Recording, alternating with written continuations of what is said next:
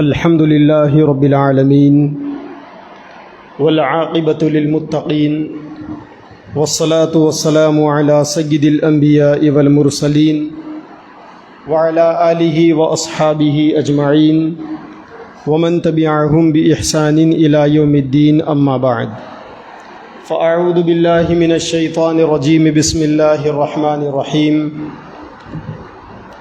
لقد كان لكم في رسول الله أسوة حسنة صدق الله العظيم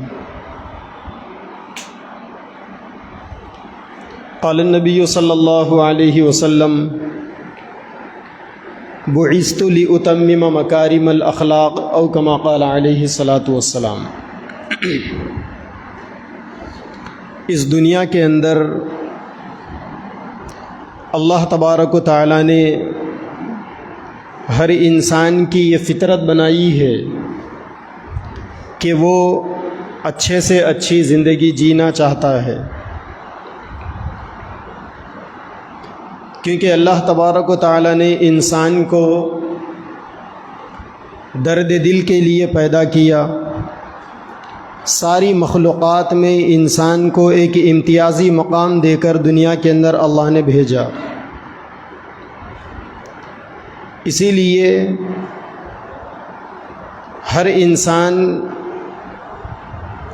دنیا کے اندر اپنے آپ کو ممتاز رکھنا چاہتا ہے۔ وہ یہ چاہتا ہے کہ دنیا کے اندر میری شخصیت لوگوں سے مختلف رہے اور میں دنیا کے اوپر اپنی زندگی کے کچھ ان منٹ نقوش چھوڑ کر جاؤں۔ جب سے دنیا میں سوشل میڈیا آیا ہے تب سے لے کر لوگوں کو اپنے آپ کو چھپانے کا ایک عام طور پر شوق لگا ہوا ہے۔ پہلے کے لوگ اپنے آپ کو چھپاتے تھے اور آج کل کے لوگ اپنے آپ کو چھپاتے ہیں۔ لوگوں میں نیکی کر دریا میں ڈال والا معاملہ ہوتا تھا، اب کے لوگوں میں نیکی کر سوشل میڈیا پر ڈال والا معاملہ ہے۔ پہلے کے لوگ دنیا کی زندگی کے مقی کو اللہ کی نافرمانی میں غیر ضروری کاموں میں لگا کر ختم کر رہے ہیں۔ حیرت کی بات یہ ہے کہ اللہ تبارک و تعالیٰ نے مسلمانوں کو سرکار دو عالم صلی اللہ علیہ وسلم جیسا کامل اور مکمل رہبر اور رہنما دے کر بھیجا۔ جس قوم کو ایسے رہبر میسر ہو آج وہ قوم ناکامیوں کے دلدل میں پھنسی ہوئی ہے، بے مقصد زندگی کا شکار ہے۔ حالانکہ اللہ کے نبی کے ہر عمل میں ایک مقصد چھپا ہوا ہے اور اللہ کے نبی کے ہر عمل کے اندر امتیاز ہے۔ کوئی آدمی اگر سرکار دو عالم صلی اللہ علیہ وسلم کے طریقوں پر عمل کر لے، اللہ کے نبی کے دین پر عمل کرے، باہر جا کے بات کرو،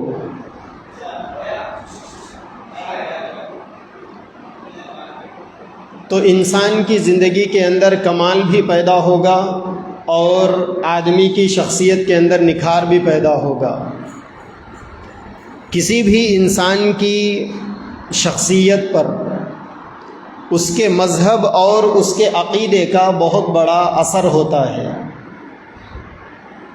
اللہ تبارک و تعالیٰ نے مسلمانوں کو جو مذہب دیا ہے دین اسلام، اس کے جو عقائد ہے یہ عقائد انسان پر بہت گہرے اثرات اور نقوش چھوڑتے ہیں۔ اسلام کے ماننے والے کے اندر بنیادی طور پر بہت سارے چینجز ہوتے ہیں۔ گزشتہ جمعہ میں اللہ کے نبی صلی اللہ علیہ وسلم کے اس مبارک دین کے عقیدے کے پہلو پر آپ نے بات سنی تھی۔ آج اللہ کے نبی کے اس مبارک دین کی عبادت کے پہلو پر بات کرنی ہے۔ دین اسلام کے اندر جن عقائد کو بنیادی اور مرکزی حیثیت دی گئی ہے ان میں ایک عقیدہ ہے فکر آخرت کا۔ یعنی دنیا کے بعد والی زندگی کا عقیدہ۔ آخرت کا عقیدہ انسان کے اندر اتنی عظیم قوت نافذہ ہے کہ اگر آدمی کے اندر اس عقیدے کا صحیح معنی میں تصور جاگ جائے تو انسان خواہشات کی غلامی سے نکل کر اپنے آپ کو ملکوتی صفات کا متصف بنا سکتا ہے۔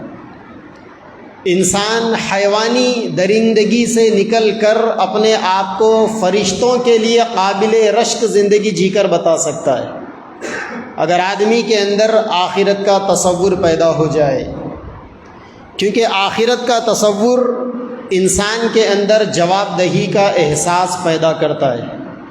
انسان دنیا کے اندر ہر عمل اللہ تبارک و تعالیٰ کے سامنے جواب دینے کی سوچ اور فکر کے ساتھ کرے گا۔ جب ہر عمل سے پہلے انسان کے دماغ پر یہ بات سوار ہے کہ مجھے مر کر اللہ کے سامنے جواب دینا ہے، تو پھر انسان گناہ کے کام تو کم از کم نہیں کر سکتا، اور ایسے کام بھی نہیں کر سکتا کہ جس سے دوسروں کو تکلیف ہو، دوسروں کو نقصان ہو۔ اسی لیے فکر آخرت جہاں آدمی کے اندر انفرادی طور پر انسان کی اپنی ذاتی زندگی میں، انسان کی اپنی پرائیویٹ لائف کے اندر انسان کو باکمال بناتا ہے، وہیں آخرت کا تصور انسان کی جو پبلک لائف ہے، انسان کی جو اجتماعی زندگی ہے، اس کے اندر بھی کمال پیدا کرتا ہے۔ اور یہ کمال اللہ تبارک و تعالیٰ انسانوں کو فکر آخرت کی بنیاد پر دیتے ہیں۔ چنانچہ اللہ تبارک و تعالیٰ نے انسانوں کی شخصیت کے نکھارنے کا جو فطری نظام دنیا کے اندر رکھا ہے وہ عبادات والا نظام ہے۔ جتنی عبادتیں اللہ تبارک و تعالیٰ نے دنیا میں رکھی، وہ ساری عبادتیں انسان کی پرسنالٹی کو ڈیولپ کرتی ہے، آدمی کے اندر نکھار پیدا ہوتا ہے، انسان کے اخلاق میں، کردار میں، اس کے بیہیویئر میں، اس کے رویے میں، اس کے آپسی برتاؤ میں نمایاں طور پر تبدیلی محسوس ہوتی ہے عبادات کے ذریعے۔ اللہ نے عبادتوں میں بنیادی طور پر ایمان کے بعد مزید 4 عبادتیں فرض کی، جن میں ایک نماز ہے۔ نماز انسان کے اندر حضوری والی کیفیت پیدا کرتی۔ نماز کے ذریعے سے آدمی اللہ تبارک و تعالیٰ کے سامنے دن میں 5 مرتبہ حاضر ہوتا ہے، اور جو انسان دن میں 24 گھنٹوں میں 5 مرتبہ اللہ کے سامنے حاضر ہو، اس کے دل میں اللہ کی محبت بھی ہو، اور وہ اپنی نماز کو صحیح رنگ دے کر انجام دیتا ہو، نماز کو ایسے انجام دیتا ہو گویا وہ اللہ کو دیکھ رہا ہے، یا کم از کم اللہ اس کو دیکھ رہے ہیں۔ جو آدمی فجر کی نماز اس تصور کے ساتھ ادا کر لے وہ ظہر تک کیوں کر گناہ کر سکے گا؟ جو آدمی ظہر کی نماز اس تصور کے ساتھ ادا کر لے وہ آدمی عصر تک کیوں کر گناہ کر سکے گا؟ جو آدمی عصر، مغرب، عشاء کی نماز اس تصور کے ساتھ ادا کر لے کہ مجھے ایک دن اللہ کی بارگاہ میں حاضر ہونا ہے، مجھے اپنے اعمال کا حساب کتاب دینا ہے، تو وہ آدمی رات کے اندھیرے کو کیوں کر اللہ کی عبادتوں کو چھوڑ کر اللہ کی نافرمانیوں میں یا گناہوں کے کاموں میں خرچ کرے گا؟ اللہ نے قرآن مجید کے اندر فرمایا وَأَقِمِ الصَّلَاةَ لِذِكْرِي، کہ ہم نے نماز کو اپنے ذکر کے لیے پیدا کیا ہے۔ نماز کو اللہ تبارک و تعالیٰ نے یاد حق کے لیے پیدا کیا۔ انسان جب تمام شرائط کی رعایت کے ساتھ نماز انجام دیتا ہے تو پھر آدمی کو ذات حق سے محبت پیدا ہوتی ہے۔ جس دل میں اللہ کی محبت آ جائے تو کم از کم وہ سینہ غیروں کی محبت سے تو خالی ہو جاتا ہے۔ اب اس سینے کے اندر فنا ہونے والی زندگی، اس زندگی کے لوازمات میں مال، دولت، جائیداد، بیوی، بچے، اپنے پرائے، ساروں کی رشتے، ساروں کی محبتیں ختم ہو جائے گی۔ ایک نماز انسان کے اندر یہ کام کرتی۔ دوسری عبادت اللہ تبارک و تعالیٰ نے روزہ رکھا۔ روزے کے ذریعے سے انسان کے اندر تقویٰ پیدا ہوتا ہے۔ اللہ نے قرآن میں فرمایا کتب علیکم الصیام، ہم نے تم پر روزے فرض کیے۔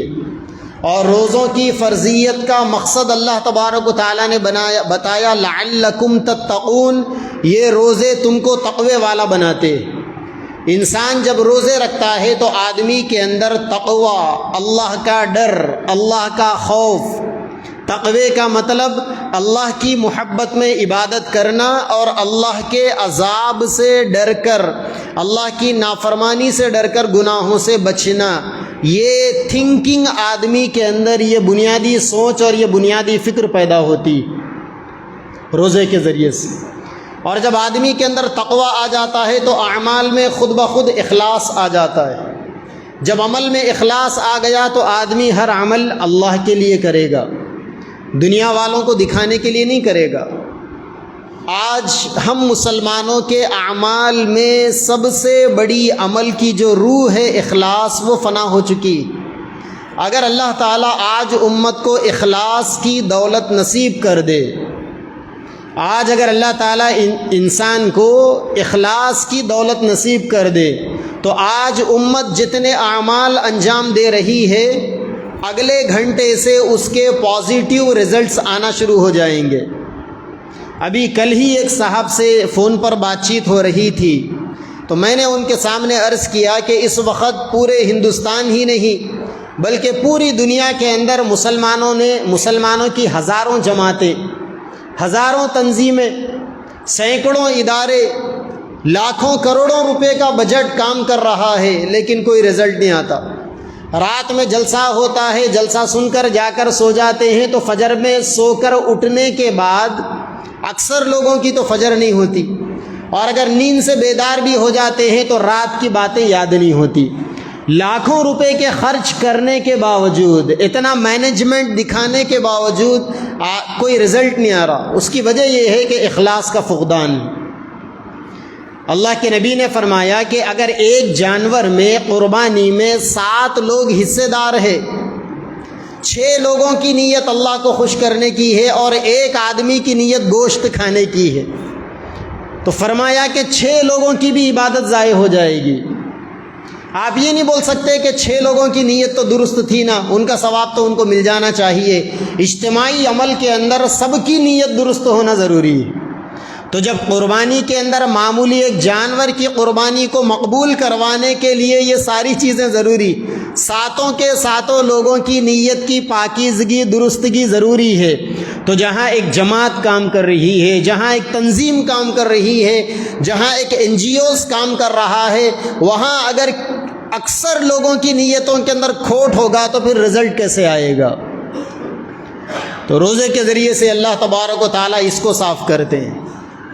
دکھاوا ختم ہو جاتا ہے آدمی کے اندر سے، ریاکاری مر جاتی ہے آدمی کے اندر سے، آدمی اللہ تبارک و تعالیٰ کو خوش کرنے کے لیے کرتا ہے، آدمی کی نفسیات فنا ہو جاتی، آدمی کے اندر اللہ تبارک و تعالیٰ سے لینے کا احتساب والا مادہ پیدا ہوتا ہے۔ وہیں پر تیسری چیز اللہ تبارک و تعالیٰ نے مسلمانوں پر زکوٰۃ کو فرض کیا۔ زکوٰۃ کے کتنے فائدے اللہ تبارک و تعالیٰ نے رکھے۔ جہاں زکوٰۃ دینے سے آدمی کے اندر ایثار، غریبوں کی ہمدردی، بھوکوں کی تکلیف کا احساس آدمی کے اندر جاگتا ہے، وہیں زکوٰۃ دینے سے ایک سوسائٹی کے فائنانشیلی حالات کو درست کرنے کا ایک بنیادی عنصر ہے زکوٰۃ۔ ایسا نہیں کہ زکوٰۃ دینے والا صرف اپنا فائدہ کرتا ہے، وہ زکوٰۃ دے کر پیسہ خرچ کر کر ثواب حاصل کرتا ہے، بلکہ زکوٰۃ دینے سے پوری سوسائٹی کا فائدہ ہوتا ہے۔ مالدار کے مال میں اللہ تبارک و تعالیٰ نے جو غریبوں کا حق رکھا ہے، سارے کے سارے غریب اس سے فائدہ اٹھاتے ہیں، یتیم اس سے فائدہ اٹھاتے، بیوائیں اس سے فائدہ اٹھاتی ہے، مسافر اس سے فائدہ اٹھاتے، مجبور پریشان حال بے سہارا بے کس لوگ اس سے فائدہ اٹھاتے۔ تو ایک عمل اللہ تبارک و تعالیٰ نے زکوٰۃ کا رکھا اور اس ایک عمل سے ساری سوسائٹی کو، سوسائٹی کے غریب غربا کو فائدہ اس کا ہو رہا ہے، اور مالدار آدمی کے اندر نرمی آ رہی ہے۔ اسی لیے حضرت جی مولانا یوسف صاحب رحمۃ اللہ علیہ فرماتے تھے، اپنے زکوٰۃ کا پیسہ غریب کو ایسے ہی تلاش کر کر دو، جیسا کہ تم اگر سفر میں ہو، نماز کا وقت ہو جائے، تمہارے پاس وضو بنانے کے لیے پانی نہ ہو تو اطراف میں تم جیسے پانی کو تلاش کرتے ہو۔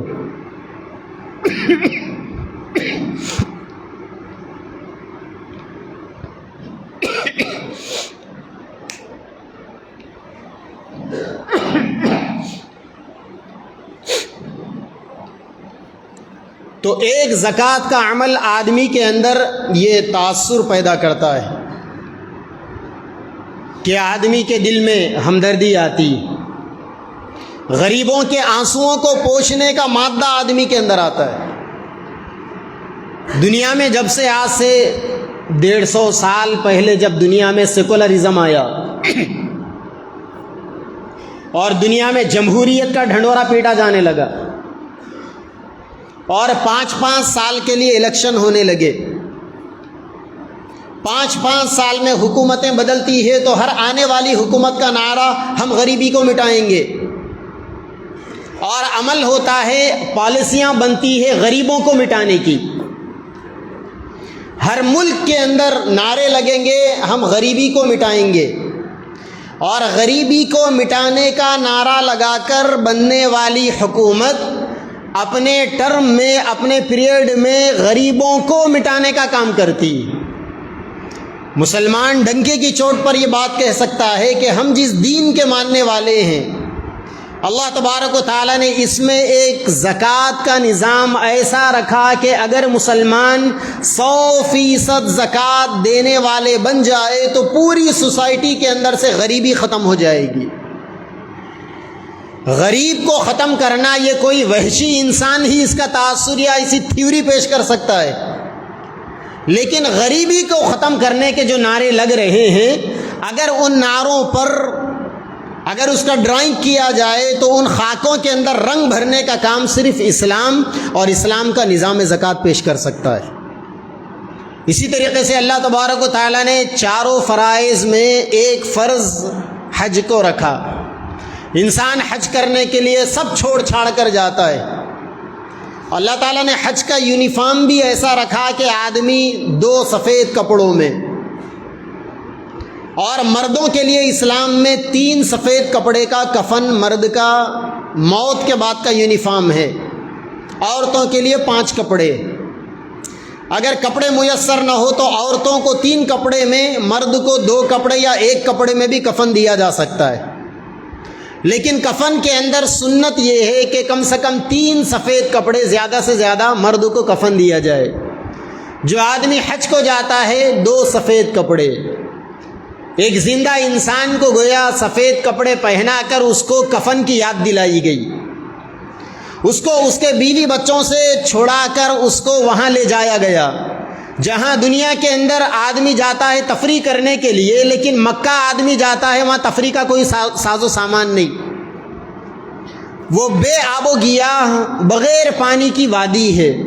آج تو اللہ تبارک و تعالیٰ وہاں کے مینجمنٹ کو جزائے خیر دے کہ انہوں نے سمندر سے پانی کو کھینچ کر فلٹر کر ایسی فراوانی پیدا کر دی کہ آدمی کو احساس بھی نہیں ہوتا۔ لیکن کوئی ایک زمانہ تھا جہاں 20 کلومیٹر سے آدمی اپنے مشکزوں میں پانی بھر کر ضرورت کا پانی وہاں لے جاتے تھے، پانی بھی نہیں، کوئی گارڈن بھی نہیں، کوئی رہنے کا ساز و سامان بھی نہیں، لیکن آدمی پھر بھی جا رہا ہے 2 سفید کپڑے جسم پر ڈال کر۔ اب پورے کنڈیشنز کو، خوشبو نہیں لگا سکتے، بالوں میں کنگھی نہیں کر سکتے، چپل آپ فل ہل والی چپل نہیں پہن سکتے، جوتے نہیں پہن سکتے، آپ صابن سے نہا نہیں سکتے، خوشبو والا برش کر نہیں سکتے، مسواک کر سکتے، سارے کنڈیشن سے آدمی کے بیوی سے نہیں مل سکتے، جائز ضروریات کو پورا نہیں کر سکتے۔ اب آدمی جا کر وہاں پڑا ہوا ہے حج کے دنوں میں، وہاں سے کعبۃ اللہ سے جا رہا ہے میدان عرفات، وہاں ادھر سے ادھر دوڑ رہا ہے آدمی، کبھی صفا مروہ کی ادھر پہاڑی، اور کبھی میدان عرفات میں گئے، جمرات پر گئے، مزدلفہ پر گئے، جبل رحمت پر گئے، بالکل کوئی نہیں ہے آدمی کا، اور اطراف میں دیکھتا ہے تو انسانی سروں کا سمندر ہے، اور آدمی سے یہ فیلنگ آ رہی ہے کہ اس سمندر کا میں بھی ایک قطرہ ہوں، سارے سمندر کا میں ایک قطرہ ہوں، یہ فیلنگ۔ اور دوسری جانب اللہ تبارک و تعالیٰ نے ایسا دلوں کو جوڑ دیا، ایسا آدمی کے اندر اللہ تبارک و تعالیٰ نے سیلف کانفیڈنس، قوت اعتمادی پیدا کر دی کہ لاکھوں لوگوں کو دیکھ کر آدمی کو احساس ہوتا ہے کہ میں اکیلا نہیں ہوں۔ گھر سے چلا تھا تو اکیلا تھا، وہاں لاکھوں کے درمیان میں دنیا بھر کے الگ الگ خاندانوں کے، الگ الگ علاقوں کے، الگ الگ رنگ و نسل کے لوگوں کے درمیان میں ہو کر اب آدمی اکیلا نہیں ہے۔ اس سروں کے ٹھاٹے مارتے سمندر کا ایک قطرہ ہونے کے باوجود یہ ایسا قطرہ ہے جو سمندر کا اہم جزو ہے، اہم پارٹ ہے، اہم حصہ ہے۔ اگر اس کو کچھ ہو جاتا ہے، کانٹا بھی چبھ جاتا ہے، تو اس کے زخم پر مرہم رکھنے کے لیے 20 لوگ دوڑ کر آ جاتے ہیں۔ اللہ نے اس سمندر کے ایک قطرے کو اتنا کانفیڈنس، قوت خود اعتمادی اور سیلف کانفیڈنس والا ماحول بھی وہاں دے دیا۔ یہ کیا بتاتا ہے؟ یہ دنیا کے اندر آپ مجھے کوئی اور مثال بتا دیں ایسی، پوری دنیا کے اندر کوئی ایسی مثال نہیں بتا سکتے آپ جہاں جانے والا آدمی اکیلا تو جائے لیکن وہاں جا کر وہ اکیلا نہ ہو، وہ پرائیوں کے درمیان میں رہ کر اپنوں سے زیادہ وہاں اس کو مدد ملے۔ چنانچہ لوگ حج کرنے کے لیے جاتے ہیں، لاکھوں کی تعداد میں حاجی وہاں پہنچتے ہیں، 35 لاکھ، 40 لاکھ، 30 لاکھ، 50 لاکھ گورنمنٹ کے آنکڑوں کے حساب سے، اور آدمی کو تینوں ٹائم تازہ کھانا مل رہا ہے۔ پکا کے ڈالنے کے لیے بیوی نہیں ہے وہاں پر، آنسو پہنچنے کے لیے ماں نہیں ہے وہاں پر، کوئی اپنے نہیں ہے، لیکن آدمی کو مل رہا ہے، اللہ پاک کھلا رہے ہیں۔ سمندر کے ایک قطرے کو اللہ تبارک و تعالیٰ ایسا دے رہے ہیں۔ دنیا کے اندر کون سی قوم ایسی مثال پیش کر سکتی؟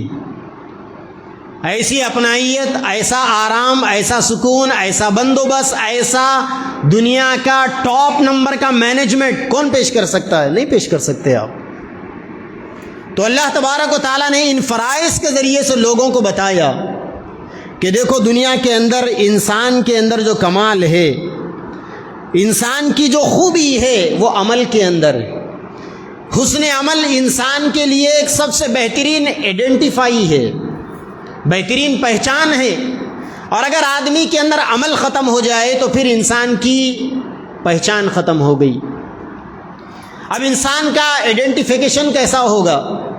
انسان کی پہچان کیسی ہوگی؟ اللہ تبارک و تعالیٰ نے اسلام کی تمام تعلیمات کے اندر انسانی پرسنالٹی، انسانی شخصیت کی تعمیر رکھی۔ چنانچہ انسان کی شخصیت، ایک مسلمان کی شخصیت بننا پیدا ہونے سے ہی شروع ہوتی۔ ہمارے گھروں میں جب بچہ پیدا ہوتا ہے تو اس کے سیدھے کان میں اذان اور بائیں کان میں اقامت دی جاتی۔ اذان اور اقامت کانوں میں دینے کے ذریعے سے انسان کی شخصیت کا بلڈپمنٹ شروع ہوتا ہے، آدمی کی شخصیت بننا شروع ہو جاتی۔ جیسا ہی بچہ دنیا میں آیا، نہ اللہ نے ابھی اس کو عقل دی کہ وہ سمجھ سکے، نہ اللہ نے اس کو اتنی سمجھ دی کہ میرے کانوں میں جو کچھ آ رہا ہے اس کا مطلب کیا ہے وہ پہچان سکے، لیکن کانوں میں اللہ اکبر بولا جا رہا ہے۔ گویا دنیا میں آتے ہی انسان کو یہ سبق پڑھایا جا رہا ہے کہ یہ دنیا میں تو اپنے لیے نہیں آیا ہے، بلکہ اس باری تعالیٰ کے لیے تو دنیا میں آیا ہے جو باری تعالیٰ ساری کائنات کا رب ہے، ساری کائنات کا خالق اور مالک ہے، کائنات کے ذرے ذرے پر، ایک ایک تنکے پر اس کی ملکیت کا حق جتایا جاتا ہے۔ اس رب کی جانب سے تو دنیا میں آیا ہے، لہٰذا آتے ہی تیرے کانوں کے اندر اللہ اکبر بول کر تیرے دل میں توحید کے بیج کو ڈال کر اب تیری ذات پر اللہ تبارک و تعالیٰ کا ٹھپا لگایا جا رہا ہے۔ تو آزاد نہیں ہے زندگی کے اعمال میں، اب تو آزاد نہیں ہے۔ جب تو بڑا ہوگا، جب تیرے اندر سمجھ آئے گی، جب تیرے اندر فکر آئے گی، جب تو تیرے اعضاء کے اندر طاقت آئے گی، کچھ کرنے کے قابل بنے گا، تو تجھے وہی کرنا ہے جو اللہ تبارک و تعالیٰ نے بتایا، تجھے وہی کرنا ہے جو اللہ کے نبی نے کر کر بتایا۔ اسی لیے اللہ تبارک و تعالیٰ نے فرمایا لقد کان لکم فی رسول اللہ اسوۃ حسنہ، کہ مسلمانوں کے لیے سرکار دو عالم صلی اللہ علیہ وسلم کی ذات میں بہترین آئیڈیل اور نمونہ ہے۔ اللہ کے نبی دنیا والوں کے لیے ایسا آئیڈیل ہے، رخ مصطفیٰ ہے وہ آئینہ، شاعر کہتا ہے رخ مصطفیٰ ہے وہ آئینہ کہ اب ایسا دوسرا آئینہ، نہ ہمارے بزم خیال میں نہ دکان آئینہ ساز میں۔ اللہ کے نبی صلی اللہ علیہ وسلم کی ذات ہم مسلمانوں کے لیے، ان کے ماننے والوں کے لیے ایسا آئینہ ہے کہ اگر آدمی اپنے آپ کو اس آئینے کے سامنے جا کر کھڑا کر دے تو دنیا کا کامل و مکمل انسان بن سکتا ہے، کیونکہ اللہ تبارک و تعالیٰ نے ہم کو پورا نمونہ دیا۔ اللہ کے نبی کی زندگی کو جھانکو گے تو عقائد کمال بلندی پر ملیں گے، عبادتیں اپنی معراج پر ملے گی، اخلاق، کردار، معاملات، معاشرت ایسی بلندی پر ملیں گے آپ کو۔ شاعر کہتا ہے مقام رفعت شاہ امم نہ پوچھ اے دل، مقام رفعت شاہ امم نہ پوچھ اے دل، خیال کے بھی قدم ڈگمگائے جاتے ہیں۔ اگر انسان کردار محمدی کی بلندی کا ادراک کرنے پر، سوچنے پر بیٹھ جائے، عقل کام کرنا بند کر دے گی، اللہ کے نبی کے کردار کی بلندی آدمی کو سمجھ میں نہیں آئے گی، اللہ کے نبی کے عبادتوں کی وہ کیفیتیں آدمی کو سمجھ میں نہیں آئے گی، اللہ کے نبی کے عقائد کی وہ گہرائی آدمی کو سمجھ میں نہیں آئے گی۔ ایسے کامل و مکمل نبی کے ہوتے ہوئے آج ان کی امت کسی آئیڈیل، کسی لیڈر کی تلاش میں حیران اور سرگردان ہے۔ مسلمانوں کا سب سے بڑا مسئلہ کیا ہے؟ مسلمانوں کا سب سے بڑا مسئلہ یہ ہے کہ اس ملک میں کروڑوں مسلمان ہونے کے باوجود ان کا کوئی لیڈر نہیں، ان کو کوئی لیڈ کرنے والا نہیں۔ تم نے اپنے لیڈر سرکار دو عالم صلی اللہ علیہ وسلم کی تعلیمات سے منہ موڑ لیا تو اب دنیا کا کون سا لیڈر آ کر تم کو لیڈ کرے گا؟ کون ان آوارہ بھیڑوں کو لگام دے گا؟ تم نے اپنے نبی کو چھوڑا، نبی کی تعلیمات کو چھوڑا، نبی کے کردار کو چھوڑا، اپنے کردار کو نبی کے کردار کے سانچے میں ڈھالنے سے تمہیں کوئی سروکار نہیں، تو تم تو ایسے آوارہ بھیڑ اور بکری ہو جس کو دنیا کا کوئی چرواہا لگام نہیں لگا سکتا۔ ورنہ جو لوگ اللہ کے نبی صلی اللہ علیہ وسلم کی تعلیمات کی روشنی میں اپنے کردار کو بلند کرنا چاہتے ہیں تو اللہ کے نبی نے کیا فرمایا؟ اللہ تعالیٰ نے نبی کے ذریعے سے امت کو کیا تعلیم دی؟ اللہ نے فرمایا کہ تم دنیا میں اچھے کام کرنے کے لیے پیدا کیے گئے ہو، اچھے کام کرنے کے لیے دوڑو، اچھے کام کرنے کے لیے دوڑو، کاہلی اور سستی کو چھوڑو۔ دنیا کے اندر کامیاب انسان وہی ہے جو محنت کرتا ہے، کامیابیاں محنتوں سے ملتی ہے، بستروں پر 8-8 10-10 بجے تک سو کر پڑے رہنے سے کامیابی نہیں ملتی۔ شاعر کہتا ہے بقدر القد تکتسب المعالی، تم جتنی محنت کرو گے تم اتنا کامیاب ہوگے۔ ومن طلب العلا سہر اللیالی، جو لوگ دنیا کو جیتنا چاہتے ہیں وہ لوگ راتوں میں جاگتے ہیں، سوتے نہیں۔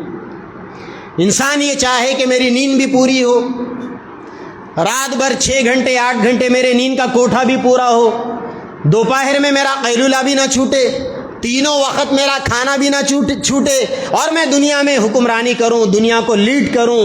یہ انسان صرف خواب ہی دیکھ سکتا ہے، دنیا کو لیڈ نہیں کر سکتا۔ دنیا کو لیڈ سرکار دو عالم صلی اللہ علیہ وسلم نے کیا۔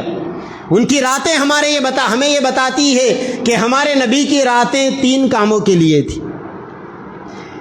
ہمارے نبی کی راتوں کے 3 حصے تھے۔ ہر رات ہمارے نبی اپنی رات کو 3 حصوں میں بانٹتے تھے۔ ایک حصہ اپنے بیوی کے لیے، اپنی بیویوں کے لیے ایک حصہ نکالتے، بیویوں کا بھی حق ہے۔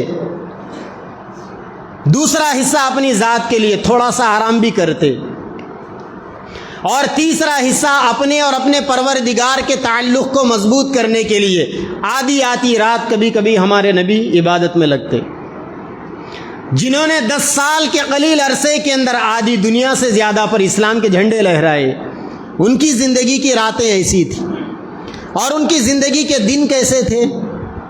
اللہ کے نبی صلی اللہ علیہ وسلم کی زندگی کے دن ریسٹ لیس تھے، یعنی آپ کی زندگی میں ہمیں کہیں سے بھی آرام نظر نہیں آتا۔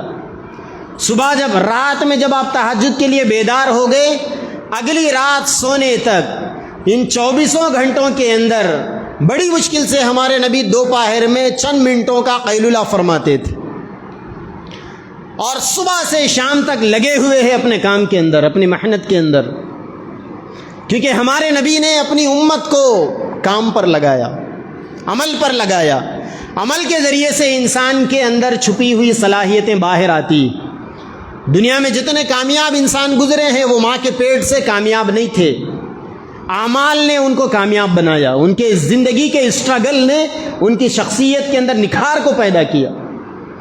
انہوں نے زندگی میں اپنے سب سے بڑے دشمن سے فائٹ کی، کامیاب ہوئے، تب جا کر دنیا میں وہ کامیاب ہوئے۔ انسان کا سب سے بڑا دشمن کون ہے؟ مسلمانوں سے پوچھو تو کہیں گے نفس اور شیطان، لیکن ایک عام انسان سے پوچھو کہ تمہارا سب سے بڑا دشمن کون؟ ہر آدمی اپنے اپنے دشمن کا نام لے گا، لیکن یہ ایک دنیا کی طے شدہ حقیقت ہے کہ انسان کا سب سے بڑا دشمن اس کی کاہلی اور سستی ہے، لیزینس، آرام طلبی۔ یہ کہا جائے کہ فجر پڑھ لو، اٹھ کر پڑھ لیں گے، فجر غائب۔ یہ کہا جائے کہ ظہر پڑھ لو، 3 بجے پڑھ لیں گے، ظہر غائب۔ یہ کہا جائے کہ عصر پڑھ لو، ابھی تو اذان ہوئی ہے نا، 4:30 ہو رہے ہیں، 6 بجے تک عصر کا وقت ہے، پڑھ لیں گے، عصر غائب۔ لیزینس۔ انسان کو عمل کے لیے کھڑا کیا جائے، بچے اسٹوڈنٹس ہیں، بچے ہیں، کہا جائے کہ آج کا سبق آج یاد کر لو، ریویژن کر لیں گے بعد میں، پھر کبھی وہ بات لوٹ کر نہیں آئے گا، کبھی ریویژن کا موقع نہیں آئے گا۔ جب امتحان حال میں پہنچیں گے تو دن میں تارے نظر آئیں گے، اور رزلٹ وہی آئے گا جو ماں باپ کا نام سوسائٹی میں بدنام کرے گا۔ رزلٹ ایسا ہی آئے گا کہ اپنی کلاس میں کھڑے ہو کر یہ بچے چہرے دکھانے کے قابل نہیں رہیں گے۔ اگر اوپر سے فرسٹ آتے تو مڈل مارتے، نیچے سے فرسٹ۔ انڈے کھائے ہوئے، انڈے، ایسے انڈے کہ جن انڈوں کے کھانے کے بعد پیٹ بھی نہیں بھرتا، محنت کرو گے تو آئے گا نا، اوپر سے فرسٹ آئیں گے۔ اور اگر محنت ہی نہیں کرو گے، لیزینس کا شکار ہو جاؤ گے، کاہلی، سستی، بزدلی، کچھ نہ کرنا، کام سے جی چرانا، یہ اگر صفات اپنے اندر پیدا کر لو گے تو آدمی کیسے کامیاب ہوگا؟ اسی لیے اللہ نے فرمایا سارعوا الی مغفرۃ من ربکم، اے لوگوں دوڑو نیکی کے کاموں کی طرف، ایسے کاموں میں جلدی کرو جو کام تمہیں دنیا اور آخرت میں کامیابی دلانے والے۔ اسی لیے امام شافعی رحمۃ اللہ علیہ فرماتے ہیں ایسے انسان کو میں جانوروں میں شمار کرتا ہوں جو انسان اپنے وقت کو بیٹھے بیٹھے گزار دے، لا فی عمل الدنیا ولا فی عمل الآخرہ، اس وقت میں نہ کوئی دنیا کا کام کرے نہ آخرت کا کام کرے۔ ہمارا گزرنے والا وقت یا تو آخرت کو بنانا چاہیے یا ہماری دنیا کو بنانا چاہیے۔ اگر انسان اپنی دنیا کو اللہ کی رضا کے لیے بناتا ہے تو انسان کی دنیا کا بننا بھی آخرت کے لیے ہی ہے۔ ہم کو تو عادت پڑ گئی ٹائم پاس کرنے کی، لاؤ کیرم بورڈ ٹائم پاس کریں گے، لاؤ پتے ٹائم پاس کریں گے، لاؤ شطرنج ٹائم پاس کریں گے، لاؤ لوڈو گیم کھیلیں گے ٹائم پاس کریں گے، نکالو موبائل لگاؤ پب جی ٹائم پاس کریں گے، چالو کرو واٹس ایپ، فیس بک، ٹویٹر ٹائم پاس کریں گے۔ لا فی عمل الدنیا ولا فی عمل الآخرہ، نہ کوئی دنیا کا کام نہ کوئی آخرت کا کام۔ اور اللہ تعالیٰ قرآن میں کہے جا رہے ہیں دوڑو ایسے کاموں کی طرف جو تمہیں جنت کے قریب لے کر جائے۔ ایک موقع پر اللہ تبارک و تعالیٰ نے مسلمانوں کو مخاطب کرتے ہوئے فرمایا یا ایھا الذین آمنوا ما لکم، اے ایمان والوں تمہیں کیا ہو گیا؟ اللہ پوچھ رہے ہیں کیا ہو گیا تمہیں؟ اذا قیل لکم انفروا فی سبیل اللہ ثاقلتم الی الارض، اے لوگوں تمہیں کیا ہو گیا کہ جب اللہ تمہیں کوئی اچھا کام، نیکی کے کام، فی سبیل اللہ جانے کے لیے کہتا ہے تو تم بوجھل بن کر بیٹھ جاتے ہو، ہم سے نہیں ہو سکتا، اب نہیں کریں گے، بعد میں کریں گے۔ اللہ تعالیٰ یہ کہہ رہے ہیں ارضیتم بالحیات الدنیا، کیا تم دنیا کی زندگی سے راضی ہو گئے؟ یہ ٹائم پاس کرنے میں تم نے دنیا کی زندگی سے رضامندی کو اپنا لیا، آخرت کے بارے میں تمہارے دماغوں میں کوئی تصور نہیں، آخرت کے بارے میں کوئی تمہارے دماغوں میں گول نہیں جس کو اچیو کرنے کا تم خواب دیکھ سکو، جس ٹارگٹ کو پورا کرنے کا تم خواب دیکھ سکو۔ ارضیتم بالحیات الدنیا، کیا تم دنیا کی زندگی سے راضی ہو گئے؟ پھر آگے اللہ تبارک و تعالیٰ فرماتے ہیں انفروا خفافا وثقالا وجاہدوا باموالکم وانفسکم فی سبیل اللہ، کہ اگر تمہارے پاس کچھ ہے لے کے نکلو، اگر تمہارے پاس کچھ نہیں ہے اللہ کے بھروسے پہ نکلو، اور کوشش کرو، دنیا کوشش کرنے والوں کی، دنیا محنت کرنے والوں کی۔ اگر آج اللہ کے نبی کی یہ چھوٹی سی سنت، چھوٹی نہیں بہت بڑی سنت ہے یہ، اگر اللہ کے نبی کی محنت کرنے کی، اپنے آپ کو تھکانے کی، اپنے خواب کو پورا کرنے کی، جنت کی طرف دوڑنے کی، اگر یہ ایک محنت ہمارے اندر، امت کے اندر آ جائے تو یہ جو ناکامی کے دلدل میں ہم پڑے ہوئے ہیں، جس کے اوپر آئے دن صبح شام ہم ماتم مناتے ہیں، انشاءاللہ ہمیں یہ ناکامی کی صورت دیکھنی نہیں پڑے گی۔ اللہ کے نبی نے پناہ مانگی، میرے نبی کی مقبول دعاؤں میں ایک دعا تھی، اللہم انی اعوذ بک من العجز والکسل، اللہم انی اعوذ بک من الحرم والحزن، اے اللہ میں آپ سے کمزوری سے پناہ مانگتا ہوں، اے اللہ میں آپ سے بے بسی سے پناہ مانگتا ہوں۔ کبھی کبھی ہوتا ہے نا کہ ہم کچھ کرنا چاہتے ہیں، ہمارے اندر کا ضمیر ہمیں کچھ کرنے نہیں دیتا، ہمت نہیں ہوتی کرنے کی۔ کیا نہیں ہوتا اگر انسان چاہے؟ انسانوں نے چاہا چاند تک پہنچ گئے، انسانوں نے چاہا ہوا کو تول دیا، انسانوں نے چاہا سمندر کی گہرائی میں چلے گئے، انسانوں نے چاہا ہزاروں ٹن کے لوہے کو ہوا میں اڑا رہے ہیں، انسانوں نے چاہا 1,00,000 ٹن کی کشتیاں سمندر کے اندر دوڑ رہی۔ کیا نہیں ہوتا اگر انسان نہ چاہے؟ انسان نے چاہا فون کے ذریعے، مائکرو فون کے ذریعے ایک علاقے کی بات ہزاروں کلومیٹر دور بغیر کسی رکاوٹ کے پہنچائی جا رہی ہے۔ کیا نہیں ہوتا انسان اگر نہ چاہے؟ آدمی محنت تو کرے، کوشش تو کرے۔ اللہ نے قرآن میں فرمایا لیس للانسان الا ما سعی، انسان کو وہی کچھ ملے گا جس کی انسان محنت کرے گا۔ آپ نے کس کام کے لیے محنت کی؟ پچھلے 250 سالوں میں مسلمانوں نے کس کام کے لیے محنت کی؟ ایک دور تھا جب مسلمان دنیا کو سائنس دیتے تھے، ٹیکنالوجی دیتے تھے، نیا نیا ریسرچ دنیا کو مسلمان دیتے تھے۔ آج کیا دیا آپ نے؟ سوسائٹی کے بوجھ بنے ہوئے ہیں آج مسلمان۔ چلے جاؤ بستیوں کے اندر صفائی ستھرائی نظر نہیں آتی۔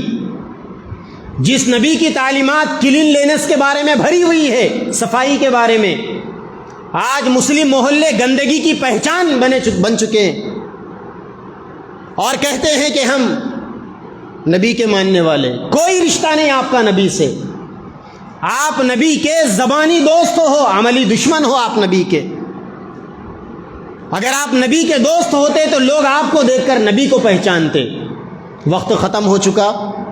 اسلامک پرسنالٹی کے بارے میں بات چیت ہو رہی تھی، آئندہ جمعہ کئی جمعہ انشاءاللہ یہ سلسلہ چلے گا۔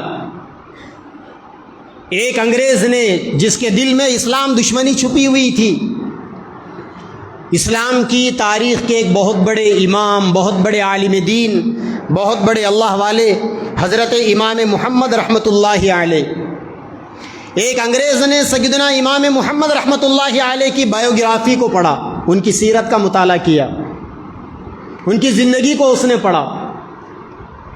اتنا متاثر ہوا وہ انگریز، جس کے سینے میں اسلام دشمنی بھری ہوئی تھی۔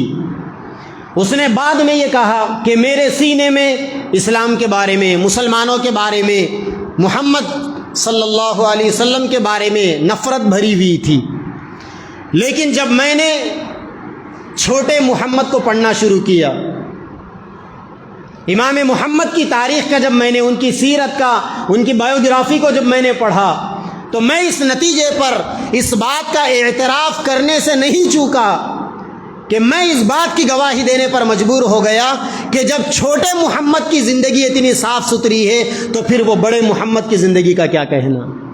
اللہ تبارک و تعالی ہم سب کو بڑے محمد صلی اللہ علیہ وسلم کی زندگی عملی طور پر اپنی زندگی میں پیدا کرنے کی توفیق عطا فرمائے۔ وآخر دعوانا ان الحمد للہ رب